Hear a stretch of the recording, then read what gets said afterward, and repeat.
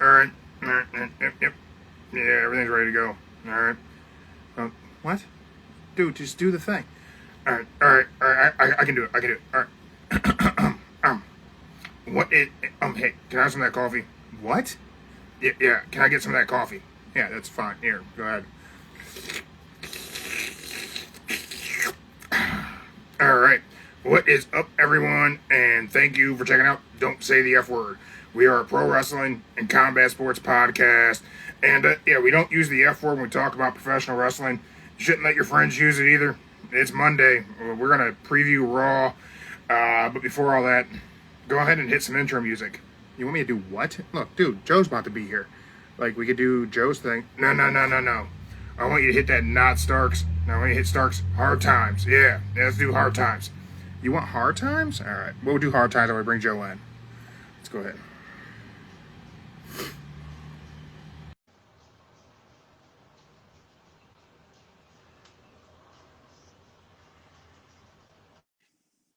Ooh. Joe, you're sideways. Whoa. I know, right? Okay, there you go. Joe, what do you know about Hard Times? I know a lot about Hard Times. I don't have to say a lot more about the way I no respect, no honor. There's no honor among thieves in the first place. It's Dusty Rhodes. Joe, can you do a Dusty Rhodes impression? Hold on. Jimmy, baby, let me tell you something here, Jimmy, baby. Mark here. Yeah, that's good. What is your best pro wrestling impersonation? Who can you do the best? Who can I do the best? That's a good question. That's a good question. Yeah, I thought so. That's why I asked. Okay. Don't even start.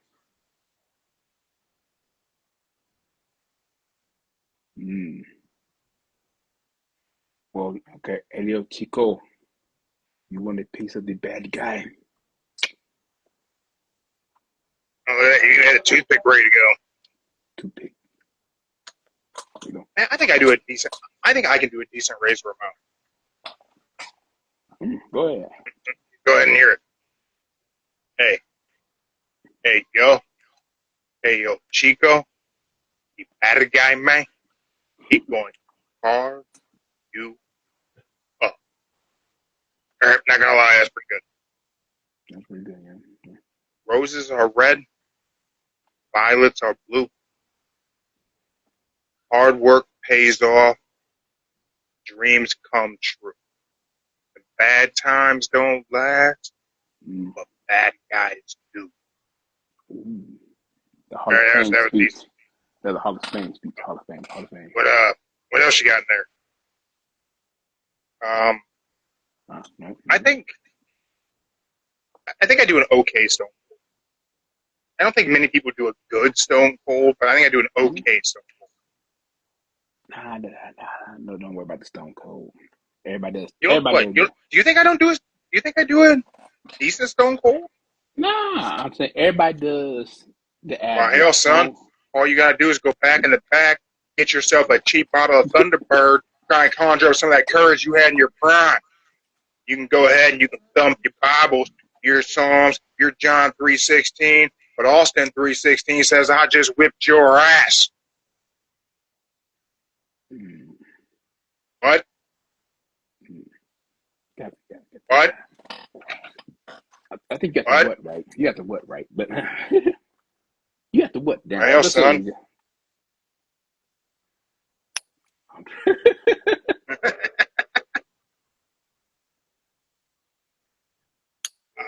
I think I have an okay Macho. Okay, Macho. Let's see. Yeah, I think my Macho's okay. I'm not on the level of Macho Verse. Not that good. I don't think I have all the mannerisms down, but I think I can do a decent Macho. Ooh yeah. Brother. Diamond Dallas Page. Wow. See, but I can't do it like all the way, like have cool conversations like Macho Verse does it. I don't got that. I'm trying to think who could do it great in person.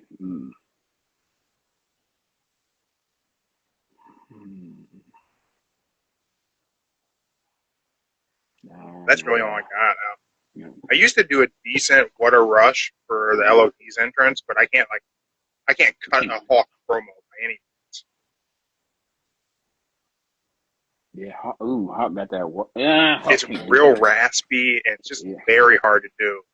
And I don't know if you've ever done a lot of voice work, but if you're doing a voice, if you're picking a voice to do, I encourage everyone to not pick a very raspy, harsh voice that you may have to do for long periods of time. It's not really the avenue to go with. And I would pick something that's a little bit more gentle whenever you're choosing a voice that may become a long-term bit that you have to do, that sometimes you may do for a very, very long time. I feel like he's trying to say something, Joe.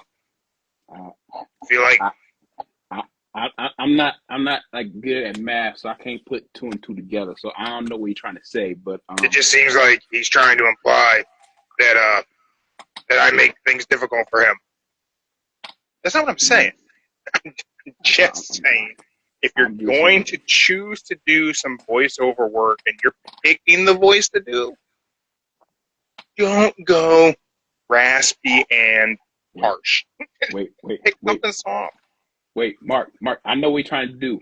I know what he's doing. Is he trying to take credit for me? No.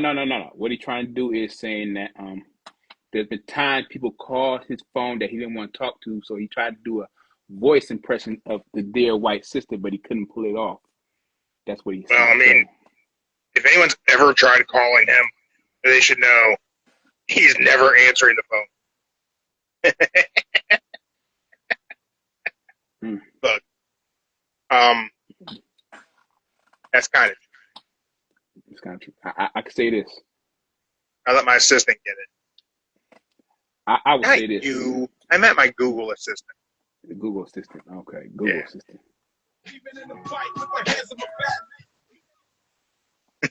Okay, Google assistant work too. Yeah. Yeah, I mean, it screens everything. Why I love having a Pixel. It screens everything. Mm-hmm. Since Mark brought up the impersonation thing, I guess I'll talk about I kind of have 2 things to kind of talk about as far as impersonations and voice work goes. All right, what's up? First story is about our dude Macho Verse. Anyone who's not familiar, Macho Verse on Instagram, Facebook, pick the social media platform. He's a pro wrestling fan, lifelong Macho Man Randy Savage fan. He cosplays as Macho Man.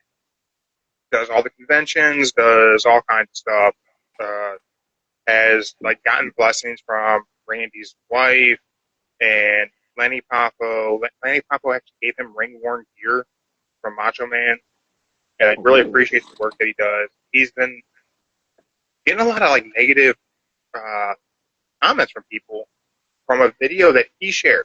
It came from his own page. He edited a video of him at a convention and him meeting Kevin Nash and doing a video with Nash and cutting a promo as Randy Savage. And people are saying that must be really weird for Nash to have someone impersonating your friend, your dead friend, and doing this. I don't think Nash has said anything. This dude's gotten he met with tons of wrestlers who do Randy, and no one's had an issue. Randy's brother doesn't have an issue. This is what he does. People are talking about the looks that he got from Bubba Ray and Devon Dudley while doing this, where they were kind of giving shitty looks. At the exact same convention, Bubba Ray and Devon were posing for pictures of people cosplaying them. Yeah.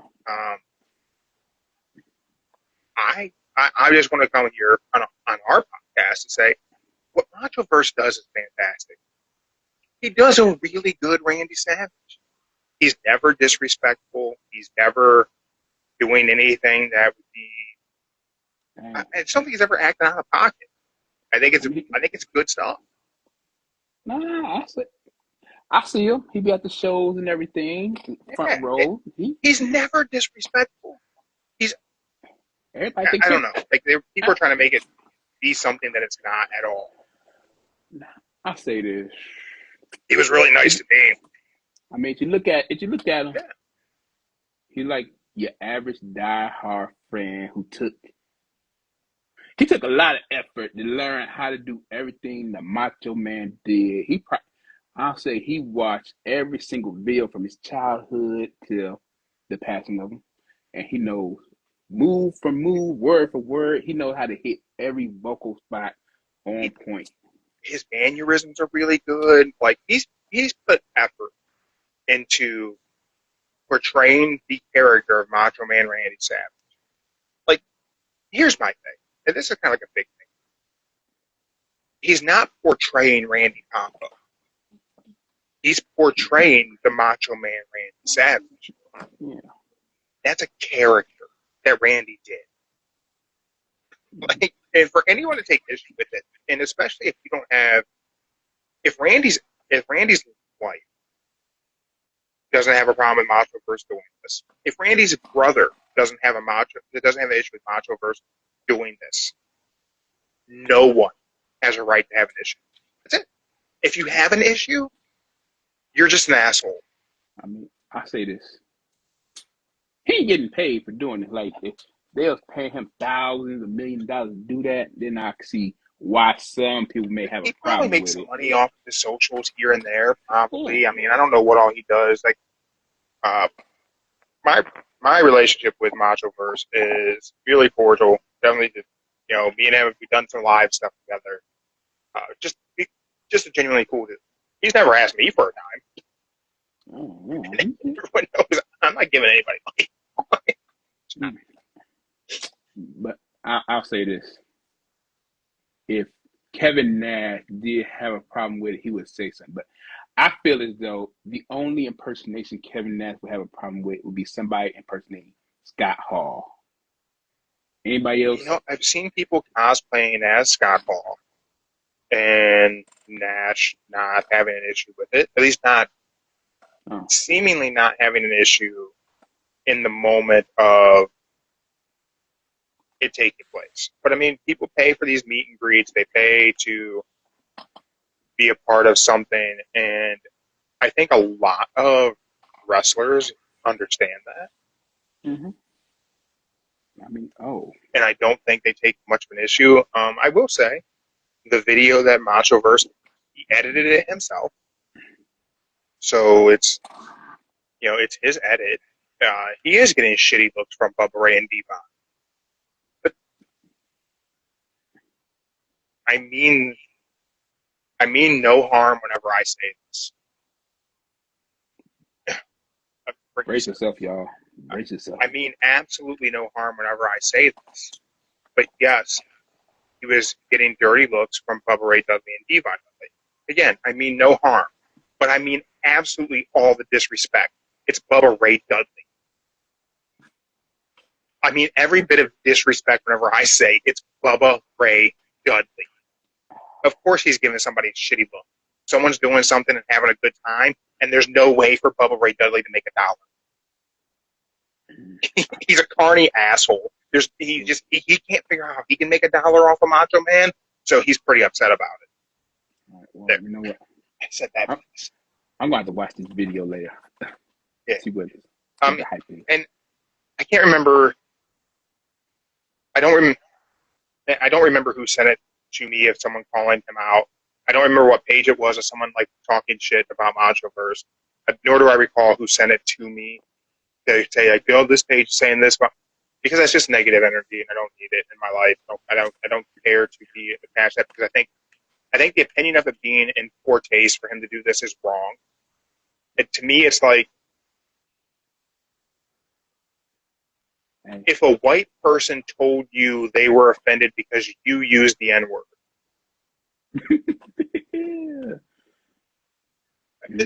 It doesn't make any sense. It doesn't make any sense. Like that is like some real odd grandstanding. on something you have no right to have an opinion. So for someone who doesn't have a close personal relationship to the Macho Man Randy Savage, to be offended that someone is cosplaying as the Macho Man Randy Savage, who is a character, that's not Randy Popo, is the exact same as if you used the N-word and some white girl said, you shouldn't talk like that. That's offensive. Like, are you out of your mind? I can say this. Nobody never said nothing about Jay Lethal using that in TNA. Just saying. Right? Just saying. And people are going to say, oh, well, he had Randy's blessing to do it. Machoverse got Randy's brother and his wife's blessing. They gave him Randy's personal items. It's fine that he does it. Now, I talked about this story. I talked about this next story. All right, next one. This next story is completely not pro wrestling related. I can't find a way to make it be. I tried to have Chat GPT connected to it for me to make the post. I'm like, I don't know how to make this connect to pro wrestling, but it's the most amazing story I've read in a long time. Did you see the story that I shared about Nicolas Cage? He didn't know who Joe Madden. So he got cast to play John Madden in a biopic. But there was a typo. This is all reportedly. I did go to our Instagram. You can find the story. I shared it. I shared the links to where I found it. So reportedly, I don't know if this is factual. I'm gonna say that now before I even tell the story. I don't know if it's factual.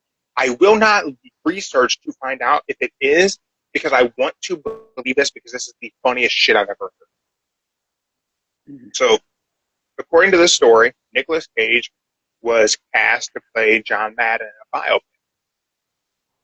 He got an email about the role, and there was a typo. And in the typo, it said Joan Madden, not John Madden. So Nicolas Cage decided to dig in to find out who Joan Madden was. And Joan Madden was a 67-year-old black woman from Alabama, I believe, or Arkansas. I think it was Arkansas. And she was a leading salesperson for Mary Kay Cosmetics. Oh. So Nicolas Cage went into this whole deep dive of learning about Joan Madden and her life. And he was going to totally immerse himself in her life and spent time in Pine Bluff, Arkansas, going to cookouts, going to church gatherings, doing all this stuff to play a 67-year-old black woman who sells Mary Kay Cosmetics. He gets on set. He starts talking to people, and they're doing the makeup, and they're like fitting him for the fat suit to be John Madden. And he starts asking questions of like, "Do you guys think this is going to come off like racially insensitive?" And like the makeup artist, like, no, we don't really think so. Like, in their head, they're thinking, "You're playing John Madden. How would this be racially insensitive?" The whole time, Nicolas Cage is thinking, "I'm going to be playing an old black woman. Like what?" Like, so they finish like doing the whole suit and everything, and doing his makeup, and then he sees himself, and they said that he kind of stared in the mirror for a moment. It was like awkwardly quiet. He asked, "So are they just going to finish the rest of this in like post and like CGI or something?" Because they didn't like put him in blackface or anything. Because he thought they were going to be like making him look like a black one. Then as they progressed in like the setup, they're like, "Yeah, this is about John Madden, not Joan Madden." Okay. Crazy that story. I seen it, but I ain't getting details about it. I'm like, okay, maybe. Dude, I'm taking this at the surface level of the post that I read and what I shared. I'm not digging further. I don't want to find out that it's not a true story.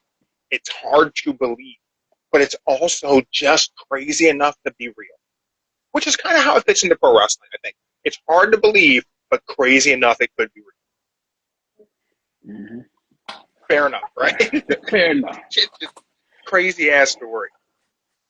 Crazy. Okay, I'll look into it. Okay. No. Nicolas Cage is clearly related to Christian Cage. That's how it ties into pro wrestling. There you go. Fair enough. Fair enough. I'll take that.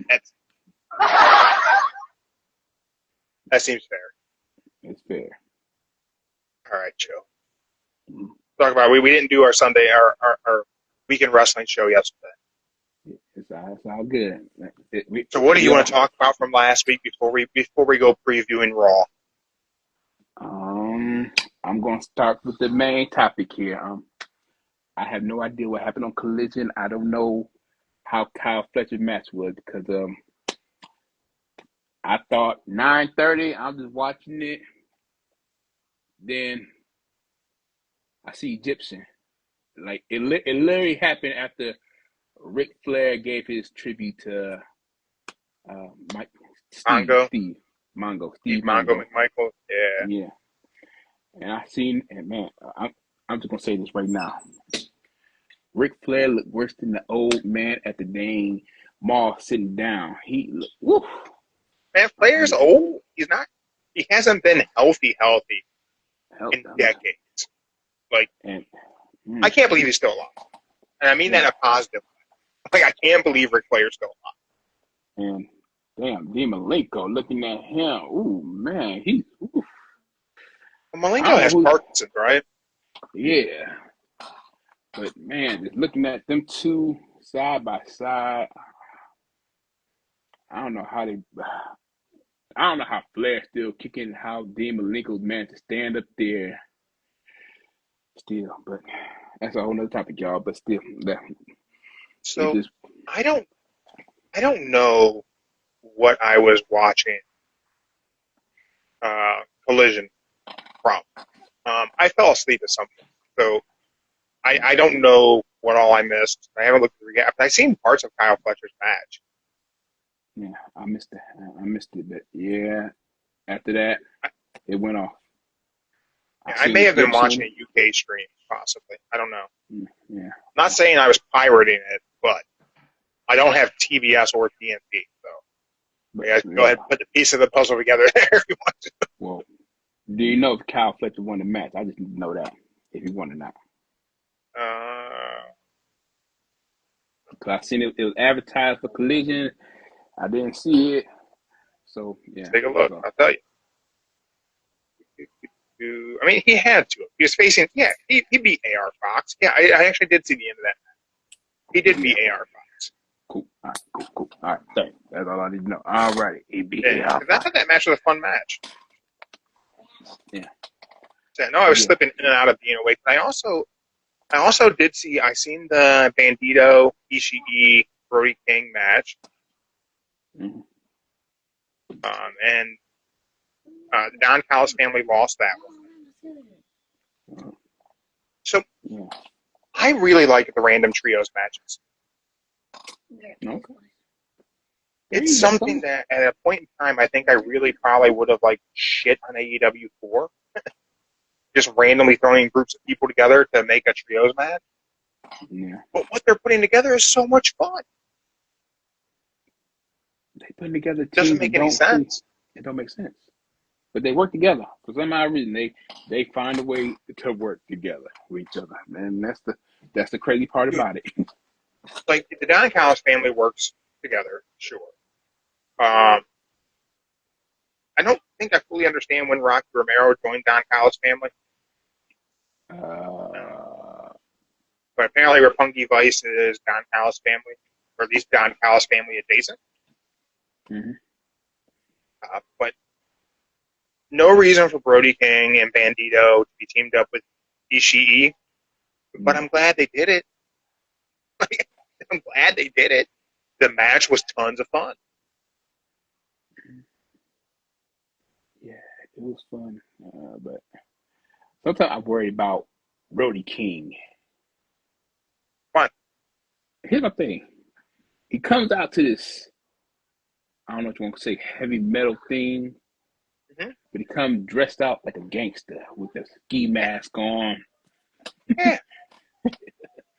No.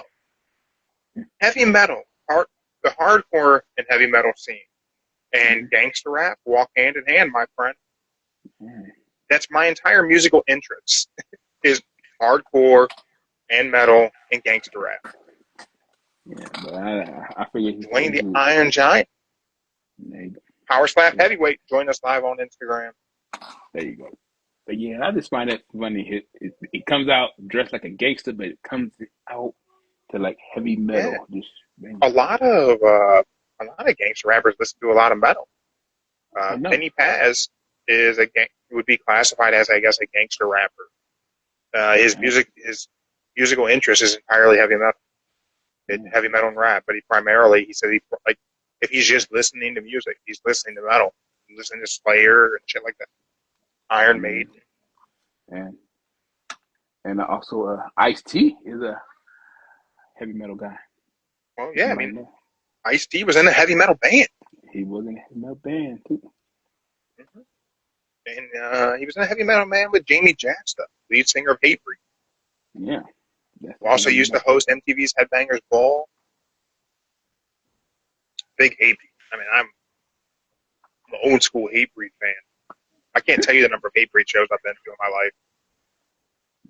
I used to do some damage in a mosh pit at a Hatebreed show. Ooh. I wrecked my knee once at a Hatebreed show. I can't picture you in the mosh pit. Dude, I got crowd surfed and thrown up over launched up onto the stage. Mm-hmm. And whenever I landed on the stage, I didn't fully clear this. There was a speaker on the stage, and I came up over and I bashed my knee into the top of it. Oh. And I got up and my knee was wonk. And this is where I was fighting too, so I think my knee could have been slightly injured before this. So I go to stand up and I could feel my knees wobbly, and security's there to get me off the stage. So I just jumped back into the pit. This was early 20, wasn't it? Or mid 20? Yeah, it would have been I in my early 20s. Okay, sure. Okay. How old am I now? 42. Oh man, that's probably talking 06, 07, like that. I'm 25. Okay. Okay, we'll go with that. Yeah. Gotta go out with a bang somehow. Early 20s, you gotta do it. Dude, so much time in mosh pit, bro. I was a pit angel. I'm gonna put that out there. I see my first mosh pitch. I ain't go near it. I see it. Yeah. I was always the guy picking people up off the ground. I wasn't there to smash them. Just having fun, and if somebody fell, I was there to pick them up. Oh, okay. Trunks is playing 2K My Rise as a diva. And you're facing The Rock at me? What? How's that work? How does that work? He got the powers to do everything, yeah.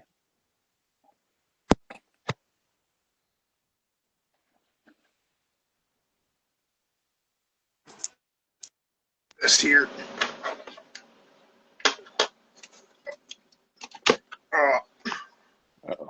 You lost connection or something, huh? Yeah, how about now? I hear you now. Yeah. I had to fix this mic situation here because this camera's dying. It wasn't charged, so we're gonna switch mics so I can use the pass through, and this can be plugged in. We'll just use the lapel mic, and we're good. All right, there you go. I've heard a lot of criticisms about the 2K game. It seems like every positive review on the Xbox was done before launch of the game. So these were generally, those are suspect, the reviews on video games. So I don't know.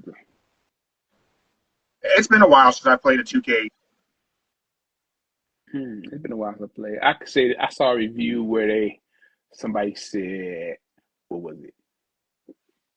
They had the Amber Lambs with the Randy Orton versus The Rock. And they said, what was it? The Rock, or whichever one, threw him off the ambulance. But then they had the character standing on the crowd with the ambulance right beside it, and they said, "How can WWE let that happen?" And I feel like there's just, I don't know. I feel like there's probably a lot of good in 2K. Yeah, Trunk said that they need to start getting sued for these fake reviews. They absolutely do. There's that. Oh, this is my thing whenever it comes to some of these reviews. I think if they could prove that the person who did the review was compensated, whether it be discounted game codes, some sort of something they were paid in some form, and they give a review that's misleading to what the final product is that gamers really get in their hands, I think that becomes false advertising. Mm-hmm. Like, here's an example. So this is just me on a moral principle situation. There's been plenty of companies that have reached out to me for us to do things for them with the podcast. Okay. And I ask questions about the products that they're providing and what it is, like, ethically, morally, what's the company stand on? Like, what is it you guys are doing here? And if I can't align with what it is the product is or what it is like the company is like putting out there, it doesn't happen. I'm not going to do it. It's not going to get talked about. It's not going to be part of it. I'm not going to give you a review. I've had things where I've done something and then like something changes with the company. I'm like, okay, well, we're out. And this is why I generally won't do a contract for us with these companies to do these ads, because I don't want to be attached to it. Now, whenever you come to like Xbox game reviews, people are leaving reviews under their gamer tag. There's no personal connection to that. No one can drag that individual for like misleading them into buying it because it's a gamer tag. It's anonymous, essentially. Yeah. And I think that should be illegal. Like, you shouldn't be able to pay people to create an Xbox Live account, give a review for your game, or even just have a whole team of people. Which I say this. The best review to look at is somebody who posted like maybe 30 to 45 days later saying how they played the game and what happened. That's the best review to go by. Reddit's usually a good option to go to figure out if something's good. You go to Reddit and find people talking about it. Or you wait till it comes out and you look at the contrast of like, okay, the game's out and actual gamers have it in their hands. Because, I mean, I wouldn't put it past WWE to have an entire division dedicated to making fake accounts to give a game positive reviews. I think WWE has bought Twitter accounts to drag the competition and talk positively. I don't know. I think it's shady tactics, and I don't like it. Same thing I said before, whenever we talk about some of our favorite personalities in pro wrestling who do interviews and have YouTube channels and do all this stuff. I don't believe they're eating Factor frozen meals. I think that's bullshit. I don't believe it. And there's a reason we don't have a Factor promo code. Because when they approached me, I said, I don't eat your shit. We can give you 13 free meals. I don't want your 13 free meals. No one's really buying this shit from you. Like, people are getting convinced that their favorite content creators buying this shit, and these people aren't buying this shit. So then you have people overpaying for bullshit products that their favorite content not even using the shit. I could say this. We have a Sam's Club promo code. You know why? I'm a 42-year-old man with a wife and a grown-ass child who has a coffee addiction. I shop at Sam's Club. That's why we have a Sam's Club promo code. If it's not shit I really use, I'm not going to put Don't Say the F Word brand behind it. I'm just not going to do it. Chris Van Fleet don't eat 4 meals a day from Factor. I'm telling you right now, he doesn't. He just doesn't do it. I could say this. The downside, the factor that they leave out, they can tell you it's 130 days, $130 off. But that's what they ain't tell you what the original price for like 4 meals a day would be. So you can look at this. Let's just say, for instance, I went on there one time and they said I get like $100 off. I'm like, cool. So I went and looked at it, started typing in what I want for like lunch and dinner for like a week, see what it was. It came out to about roughly $230, but with the $100 off, it was already taken off, so it was still $230. So I'm looking at like, oh man, I'm thinking more gonna go off with that $130, but nah, they already took it off. So yeah, it's $230. Trunk says coffee. Now I'm speaking his language. Look, I love coffee. We have a promo code with Prince Nana's Coffee. You can go to PrinceNanaCoffee.com. Use the promo code Don't Say the F Word. We have a link somewhere. I don't know where it's at. Probably a link in our Instagram will take you to our link tree. Probably somewhere in there. Shit, I don't know. Here's what I'll say. It's good coffee. It's overpriced. Is it overpriced for what it is? Maybe not. I don't know where your coffee is sourced from, all these different things. If it's fresh, they fresh roast it and ship it to your house in the same day. That's cool. Cool with that? Is it different quality coffee? Sure. But you know what? At the end of the day, I'm a poor white kid who grew up in government housing. I like Folgers. So at Sam's Club, I get your sister, my wife, gets me the big ass can of Folgers from Sam's Club. That's what I like. I don't. That big ass can, like the instant coffee from Dollar Tree. Instant coffee is good.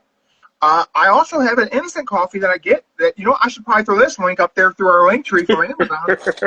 There's a Folgers instant coffee that can be that easily makes an iced coffee, so you can make it in cold water, and it's delicious. I add it to my protein shake every single morning. For real? I didn't know you do that. Okay. Dude, it's great. I use Premier Protein that I buy from Sam's Club. That's the most affordable ready-to-drink protein shake you can get. It's 30 grams of protein. It's 160 calories, minimal sugar. Shit tastes fantastic. I have one of those. I put 3 teaspoons of the Folgers. There's tablespoons. I don't know. Whatever the serving is, I use 3 of the serving. And I put it in my protein shake every single morning before I leave the house for the gym. That's my pre-workout. So that's your way of saying I don't care making my Kool-Aid with this scooping. Yeah. So, like, you'll see tons of podcasts. We're talking about all this other shit and all these things. Like, for me, if it's not shit that I think is good or shit that or someone's thing I want to support, it's not going to end up here. It's just not. And I think it's weird that people will do it. And I think it's weird that people are willing to give fake reviews to video games. If Biscuit, the Slap Happy Hippie, he likes 6-star from Walmart. 6-star is pretty decent. It's good, decent price. I think it's a 6-star that I have downstairs. It's a Fruit Loops flavor. I'm iffy on the flavor, I'll be honest. It does taste like Fruit Loops, but the aftertaste is very artificial. Like it's very sweet, and the aftertaste of the Fruit Loop it's just there. And I just recently used it to make a protein pudding. And I've had the protein pudding once, and your sister said, "Are you gonna eat any more of this pudding?" I'm like, "Man, I don't even know," because like after I take a bite, I can just taste the Fruit Loops. Like it's just there, and I'm weird. I get flavor burnout a lot, so I will love a food, and it'll be like the only thing I'll eat. And this is the ADHD right here. Like it'll be like all consuming. Like this is the thing I have, and then today I just don't eat it ever again. Okay. Well, if you don't eat the Fruit Loops, before it expires, like just, I got kids that will probably eat it for you, all of it for you. So don't let it go to waste, okay? Just saying. Man, well, if I ever bring you over all your other shit, man, I think I got 6 bottles of that Fruit Loop protein. It was the most amazing thing in the world, and then one day I was like, I don't think I like it anymore. Biscuit said he agrees, but he's a poor guy. Well, Biscuit, you just gotta start slapping the shit out of more people and making some more money. Hey, allegedly, there's a rumor going around that before the end of 2025, Dana White may be stepping down as president of the UFC, that focus solely on promoting boxing and power slap. So transition into that power slap league, Biscuit, and get some of that Uncle Dana money. I wouldn't do the power slap. Biscuits in the slap league, slap fight league, the slap fight championship. That's a rough sport. I joke about the Uncle Dana money because Uncle Dana ain't really known for paying everybody a lot of money. Some of those UFC contracts are still bullshit. That's probably a topic for another day. Probably so. But them contract, I was damn.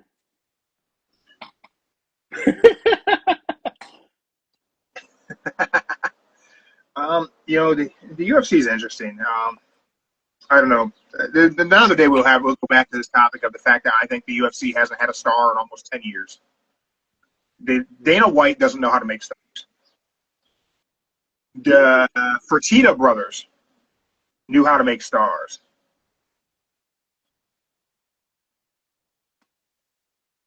Oh man, I'm more cheap than poor. Okay, gotcha. See, I can relate to that.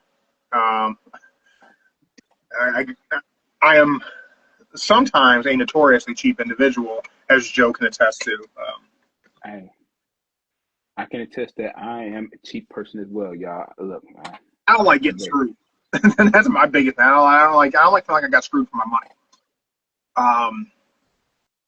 Yeah, but I think the Fertitta brothers were the ones who knew how to make stars in the UFC, and I don't think Dana has a clue. I think Dana and TKO are more focused on the 3 letters UFC and making that be the important thing than having the fighters be stars. And I think there's a huge contrast from what you see with the UFC and how they promote a fight versus what you see with BKFC and how they promote a fight. What BKFC has been able to do, even before Conor got involved, is they were able to make that promotion mean something while still keeping the integrity of your fighters and your main event are the most important aspect of every single fight. Because without people believing in your fighters, there's not a lot of places for you to go. Because if it's just the letters, which is what the UFC is. The UFC is just the letters. They sell out these arenas because people want to go to the UFC events, which is exactly what's happening with WWE. People want to go to the WWE show. It's not they want to see their favorite wrestler. It's not they want to see their favorite fighter. It's they want to be part of the experience of the 3 letters. That's great for the short term. I think it's bad for the long term. I think it's why the UFC transitioned to a model where you don't see pay-per-view buys in the U.S. I think the pay-per-view buys started going down, and it was also a way for them to finesse the fighters out of pay-per-view buy rate money, because now no fighter can say, I bring more eyeballs to the pay-per-view product, so I deserve a bigger paycheck. Now it's just, it's ESPN Plus. What are you going to do? Mm-hmm. Hey, last week, Joe. Last week. What was your match of the week? Okay. I'm going to say this. My match of the week, I don't know what it is, but the tag team division on SmackDown doing that thing. So I'm going to give it to DIY and the French. One more time. That tag team just Fraxium? Fraxium. Fraxium good tag team, man. Real good tag team. They're good. They're making the matches go good, especially with the tag team division. So I give it to them. Fun match. Definitely a fun match. For me, man, I like that cage match on Dynamite. I like it too. But there's just some things I didn't like about it. I called some of the things I knew was going to happen, but I just want to know one thing. When did a rope hold get caught off in a steel cage? Like, you got to break the hold up in the steel cage. You know what, man? I don't know that. So whenever that happened, I thought to myself, when do we call rope breaks in a cage match? And then I thought to myself, when has anyone ever said rope breaks didn't count in a cage match? Now, I can't think of ever being told that they didn't count. I don't think I've ever seen it. Let me see who. I think it was, who was it? it was JR and the King when they did the steel cage match. JR told him that the rope break don't count. I don't forget the steel cage match. It was I think it was Austin and Owen. Yeah, not Austin. Brett Owen. Okay, so let's see. I just Googled what are the rules for a steel cage match, and I'm going to check to see what the AI overview says. See if it says anything about rope breaks here. Escape is key. The defining feature of a steel cage match is the requirement to escape the confines of a cage. Multiple ways to escape. You can climb over, go through the door.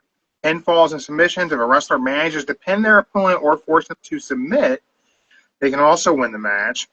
No disqualifications. Okay, let's go to the Wikipedia. Let's see if that gives me anything. Wikipedia.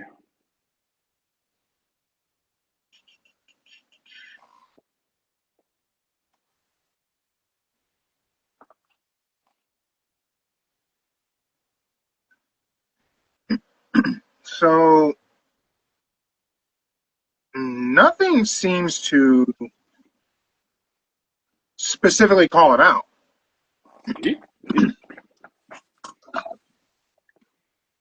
See, I'm not crazy.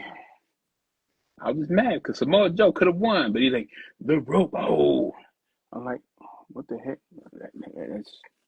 So nothing says that there are no rope breaks in a cage match. So I think we all just assumed rope breaks didn't count in a cage match. I think maybe AEW booked it correctly. I don't know. Let's try this. Do rope breaks for submissions count in a steel cage match?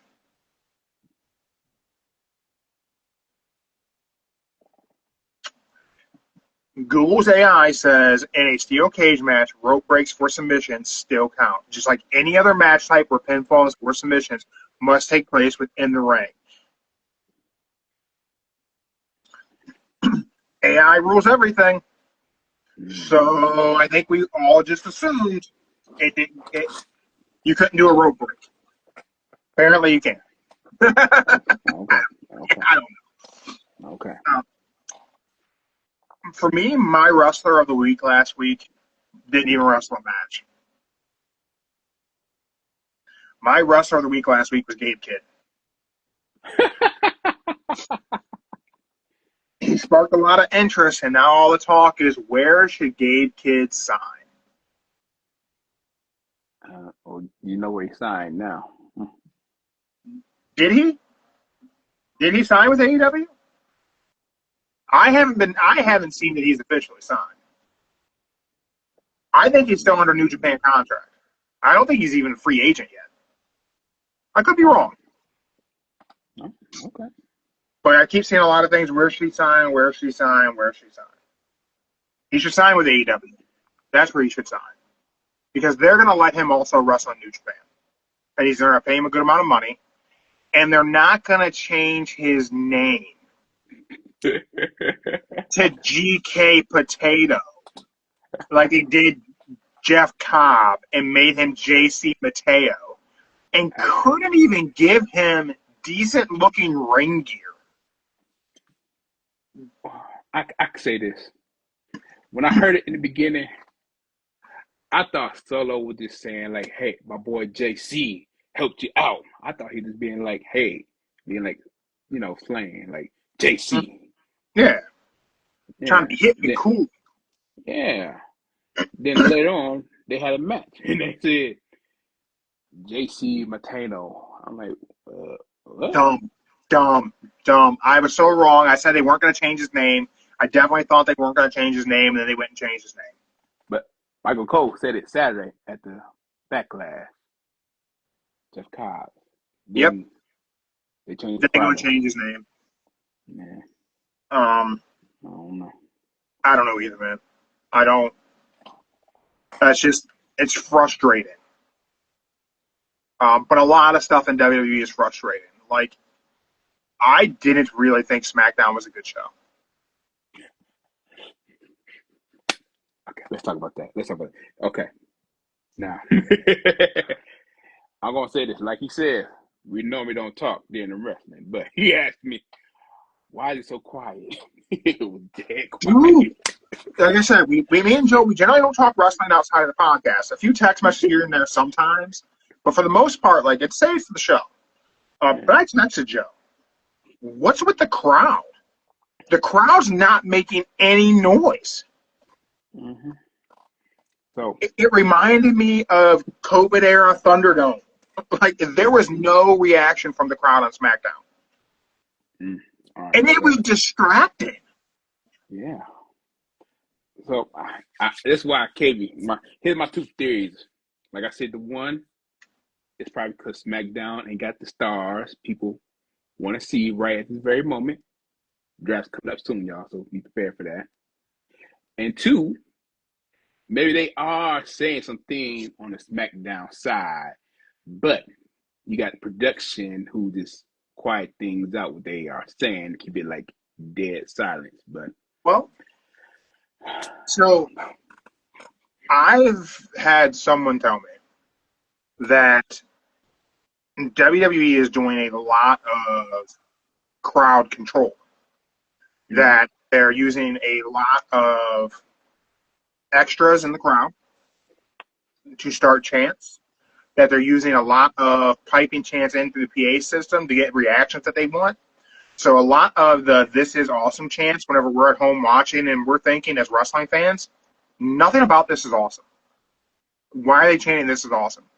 That WWE is putting hundreds of people in the crowd to start "This is awesome" chants. okay. I thought it's pretty wild. Like, that's a lot of people. Like, That's a lot of people, yeah. I'm like, is that like legit? They're like, yeah. I mean, like, outside of seat fillers, like, they have. And I'm not saying I know this officially. I'm just saying I was told. And again, the source is a little credible. I believe it. Yeah, it's hundreds of people in every live show to do the chants they're supposed to do. And whenever they get, and you think about it, if you're at a show and you're sitting there and you got like 3 people in your group, 3-4 people, and there's 20 people around you start chanting "This is awesome," you know, it's, you're going to start chanting "This is awesome" too, probably. G Streets, who is the guy in the green shirt? I don't know, man. He looks like the dude CM Punk punched. I went back. It wasn't him. It's somebody else. No, that wasn't him. They look alike. It looked like him, but the guy that did it, his name was Chris something, and the green shirt guy, that's not him. I don't know. I mean, there's a lot of super fans in WWE. Green shirt guy does have his own social media, Smiley or whatever. The Trinidad flag guy has his own social media. Like, there's super fans who I think probably do a little something with the program to a degree. You think about it. If you have a guy at every show who's in the exact same seat wearing a shirt that's easily identifiable, that's pretty good for production, right? So I think I'm not going to say he's a plant, but I think he's used for production. It's a production spot. You clearly know where to recenter your hard cam because he is the center of the hard cam. Yeah. So I think he's a member of production staff in a way that I think he's used as a marker. And everybody, there was a trend going on Saturday night, like green shirt guy not at the pay-per-view for the first time. Something must be wrong. Yeah, I think he's developed his own lore. It creates tons of social media interest, the guy's existence. And I really think it's just because I think it's something for production. I remember it used to be the sign guy, but he stopped going.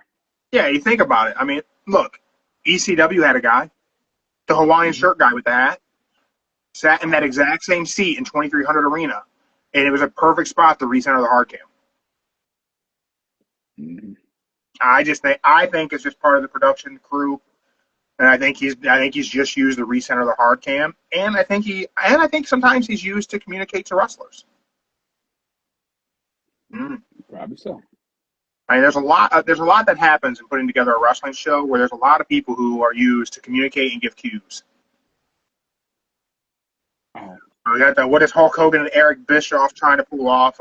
They're trying to do a collegiate wrestling program, which, I mean, it'd be great if someone could do it. I think they said August 23rd it's going to start. It'd be great if someone could do something with freestyle wrestling and make it something where these athletes could make money outside of the UFC and MMA. The reality is, man, I think collegiate wrestling is a great sport for people to do. There's literally zero money in it. There's nothing you can do with it. My cousin was a Division I wrestler. He was training for the Olympics and got hurt. He had wrestled since he was 4 years old.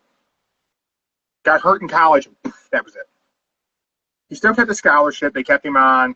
He couldn't compete anymore. His Olympic dreams were gone. Nothing you could do with it. But then, as adult, did some MMA stuff. But there's no money in MMA. There's no money. And then some people, like Kurt Angle, transitioned to pro wrestling. A few people have been able to do it. But at the end of the day, an Olympic gold medal doesn't bring money. I'm not sure what it is now. At one point in time, if you won a gold medal in the Olympics, it was like $15,000, $20,000 is what the athlete would end up getting, because so much had to go to so many other things. You had to pay coaches, and it's a lot like being an MMA fighter today. There ain't no money in it. Entry level UFC contract is still 10 and 10. $10,000 to show, $10,000 to win. Oh dang. Yeah. Well, that's total payout. 10 and 10. On top of that, you have to pay for your travel, you got to pay for your hotel, you have to pay your coaches, you have to pay your sparring partners. All these things have to come out of that money. Man, that's probably like $3,000 then. Shoot. Yeah. Whenever Frankie Edgar was, whenever he was lightweight champ, he had said that back then, that's why the entry level was. They were 6-6 and 8-8 back then. And that's why he was like fighting BJ Penn and all that stuff, because my cousin was roommates with Frankie Edgar in college. And Frankie told us that, and I'm like, wow, I no longer want to do this. There's no money in this for me. At the end of the day, let's go with that. I was surprised to find out. I just, in the last week or so, found out that the entry-level contract in the UFC is 10 and 10. Still, to this day. It's 2025 is 10 and 10. How many times can you fight them in a year? 3, 4? If you're lucky, you could fight 4 times. Once a quarter. Let's say you win them all. It's $80,000. Oh, sorry, no, $80,000 pre-tax. That's taxed at roughly 46%. That's $40,000. Then you have to pay all your expenses. I don't even want to know. MMA players ain't making any money. So I don't know what Hulk Hogan and Eric Bischoff could possibly pay collegiate wrestlers to do this, or how this is going to be formatted. I hope these athletes can make some money. It's Hogan and Bischoff. Whatever this is probably going to suck. I hope it don't, but it's probably going to be awful. Maybe they can get Bubba Ray Dudley to do commentary. It's probably going to be better than that LFG. LFG, yeah. Someone sent me that LFG got picked up for 6 more seasons. 3 years, yes. 3 years. 3-year contract, yeah. That sucks. They got 3 years. I mean, it's a gateway in. Yeah. Let's talk Raw tonight, Joe. I don't know what's going on in that. All right, so I'm going to tell you. All right. I'll run it. Want me to run it all down, then we'll talk about it, or we want to talk about it chunk by chunk? Run it down first. All right, let's run it down. Sheamus is going to battle Grayson Waller. Okay. AJ Styles and Penta are going to team up to battle the Judgment Day. Becky Lynch versus Roxanne Perez versus Natalya, Money in the Bank triple threat qualifying match. Rhea Ripley versus Kairi Sane versus Zoey Stark, Money in the Bank, triple threat qualifying match. And Jey Uso takes on Bron Breakker in a non-title match. Non-title match.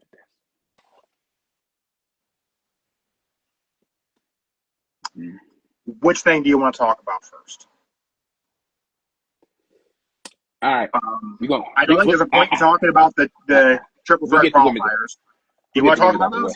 We'll get the women's out of the way. Let's get the women's out of the way. All right. So for the women's, I'm going to say it should be between Roxanne and Rhea. There you go. You think that's how it'll go? Roxanne and Rhea. Yep. I believe you. I know. There's no way for me to care less. I know. That's why I said Roxanne and Rhea probably top two. Hopefully everybody enjoys it. That'd be about nap time for Jeremy.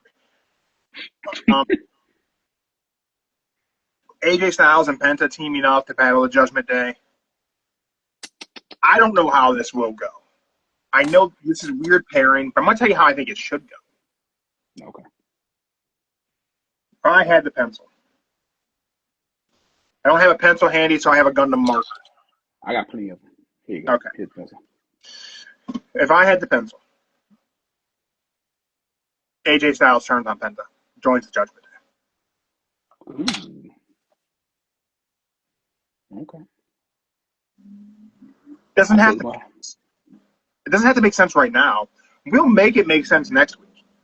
But let's create some commotion. Let's create some chaos on Raw. Let's have something happen. And let's just have AJ Styles turn on Penta and join the Judgment Day. And then him and Finn can break off from the rest of them, and we can have a divide in the Judgment Day between the Balor Club and Dom's Judgment Day. And we can have a Judgment Day Civil War, and then we can finally just let this thing explode. Let's just get it's time to get there. Let's just get there.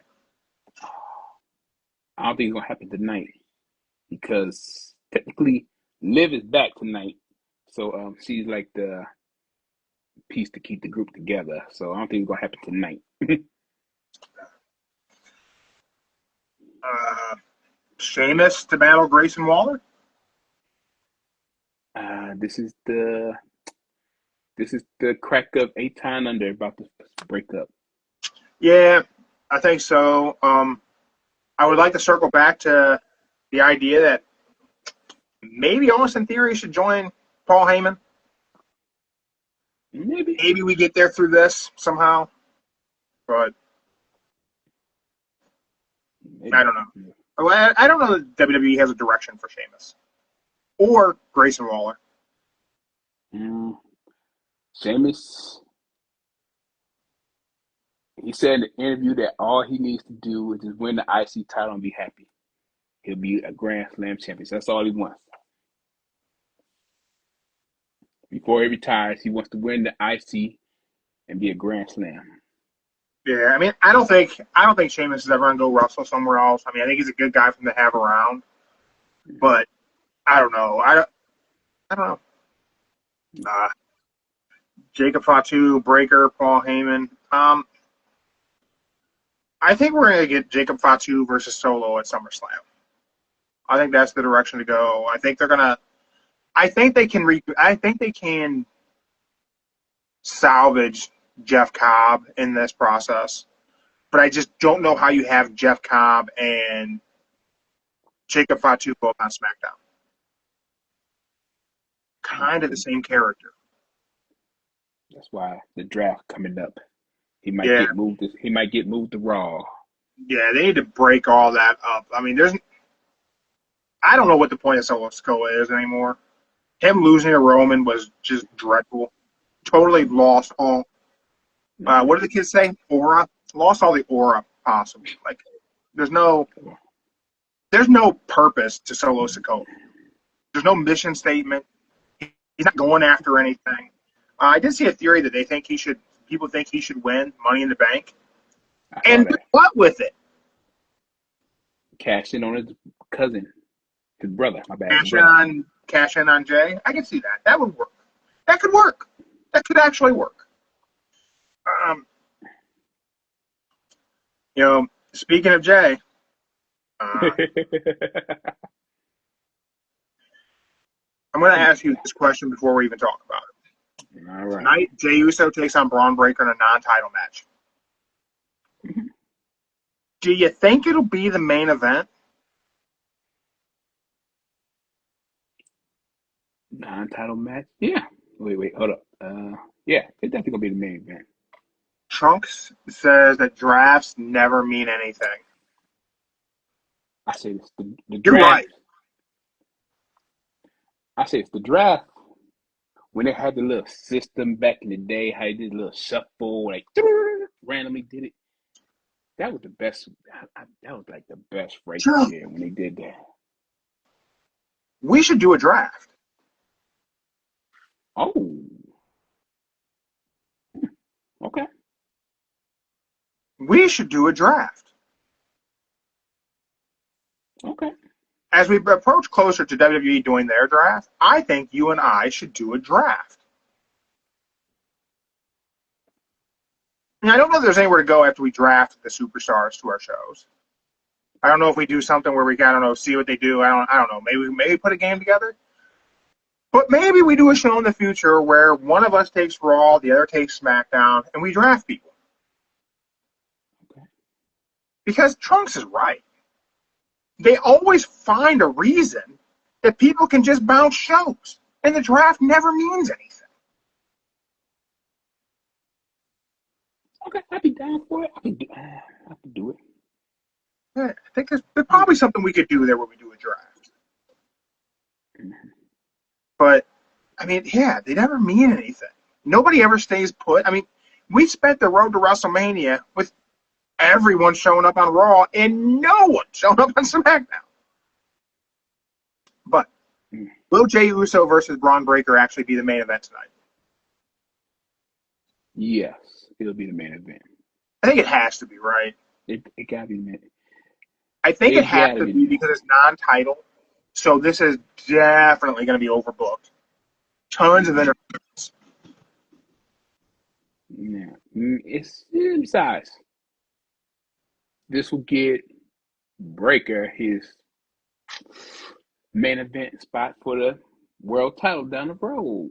So they'll see how he does. But I'm gonna say I probably gonna feel bad for Jey in this match because Breakker's good in that ring. Yeah. But the moment he get him outside that ring, it's like a grenade going off. You gotta watch it back.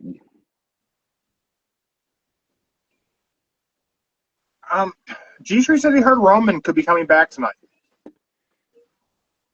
I heard a couple supposed to be either tonight or SmackDown, one or two. You think he'll be back tonight? Let's see what he got to do. Oh, Seth. Seth might interfere in the match, so he's going to just help out his cousin, but revenge on Seth. There you go. I think it's weird that WWE hasn't done a lot with Roman and Jey, with Jey being champ. They haven't really shown a lot of them interacting together. I would have to imagine we start working toward Team Roman versus Team Seth War Games.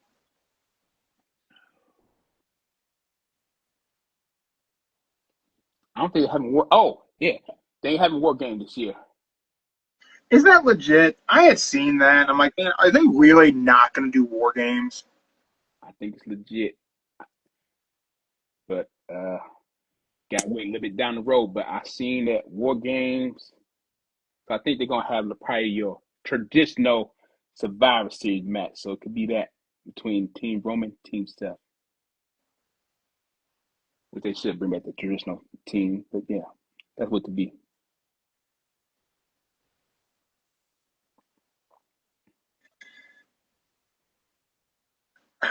I don't want traditional Survivor Series.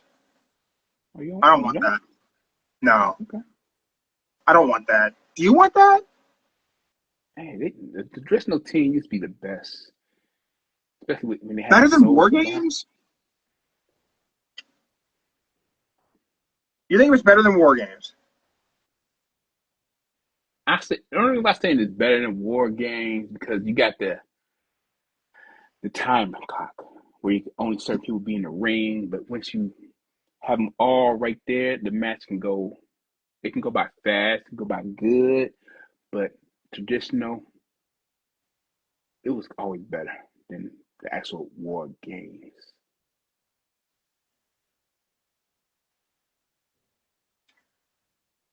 I don't know. I mean, the one thing about traditional Survivor Series was it gave you the opportunity to build up a baby face to be like uneven odds, like get to that last guy and be the sole survivor, that kind of nonsense. Mm-hmm. War Games just kind of, when done right, it just feels like there's a lot of emotion, Mm-hmm. and it. One thing I do wish I don't know. I wish they put the lid back on. Yeah, that's, but then you got to think about it. That's like saying that's their Hell in a Cell War Games. I get it, and I do think having the lid off allows some opportunity for high flyers to do some crazy spots. Mm-hmm. I think it would be good if someone escaped the cage and lost War Games for their team. You could make a super heel in one match. If you really want to take someone who like was a tweener, kind of heel, kind of babyface, we need to be a heel, and we're gonna go chicken shit heel. Have him escape the cage in War Game and cost his team the match. Mm. There's speculation that the G Street's saying that YSX has been canceled. Yeah, they canceled their plans about they're Yeah, supposed to show up last Friday with Alexa Bliss, but they canceled it.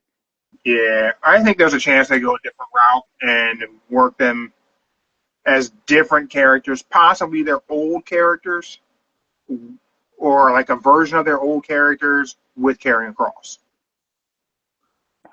I think Karrion Kross should win Money in the Bank. If he's in the qualification, oh yeah, he is in the qualification with what was it Shinsuke and what was it? I can't remember the match, but he's in one. I don't remember what it was. Shinsuke, LA Knight, and Cross. There you go. Yeah. It's that time, Joe. All right. I don't have Mindy's time. Oh, She didn't give me one. Okay. So it's time for When the Bell Tolls, where we predict when the first bell will ring to start the first match on Monday Night Raw. Everyone playing live on Instagram, you get the opportunity to win something if you get the time right. YouTube, Spotify folks, follow us on Instagram. That's where I get the guesses from. That's where it happens. So you need to catch the live show. Follow us on Instagram. Ooh, G Street's already got it in. He took 8:15. Ooh. Damn. Damn, 25. 24. Joe's taking 8:24. Oh, Trunks is taking 8:26. He got 26. Shit, guys, I don't know what I'm gonna. I think G Streets might be onto something of early bell time because CM Punk's not advertised for the show. So I think that's probably could make for an early bell time. There's not a lot of stuff on the card for tonight. Not a lot of matches. I'm going to go with what I was going to go with last week. You say in the 30s? 8:23. Last week I was going to take 8:23, and I thought I want to take an even number. And so I took 22. Had I taken 23, we were iffy. Bell time was like right at 8:24. I could have argued I won. But I'm going to take 8:22. No, I'm not.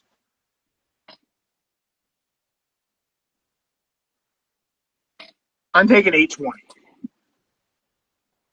8:20 is my Okay. locked in. If my wife gives me a pick, I will make note of it. And again, if Mindy picks the right time, everyone who played wins something. I finally get my stuff, y'all. That's what I'm Yeah, saying. Joe will finally get his sponsorship bag. I don't know. I don't see CM Punk advertised for the show at all. Doesn't mean he won't be there. I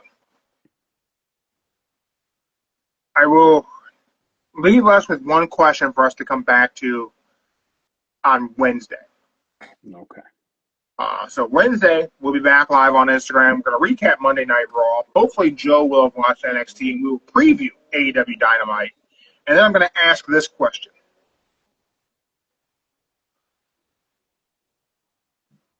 Does anyone miss Cody Rhodes on WWE programming? With that, everyone, this has been our Raw Revelation show. We will be back Wednesday for the midweek message. Enjoy Raw tonight. Hopefully somebody wins. It has been forever since anyone has won for When the Bell Tolls. We'll be back Wednesday live on Instagram. Follow us on Instagram so you know what time. Get notified when we go live. Subscribe on YouTube also if you'd like to. It's free. Or don't. I'm not your dad. I can't really tell you what to do. Spotify exists too. And man, I'm not uploading this on Rumble tonight. I'm not even going to bullshit anybody. It will not be on Rumble. So it's here. You can watch it here, YouTube, Spotify, whatever. We're out.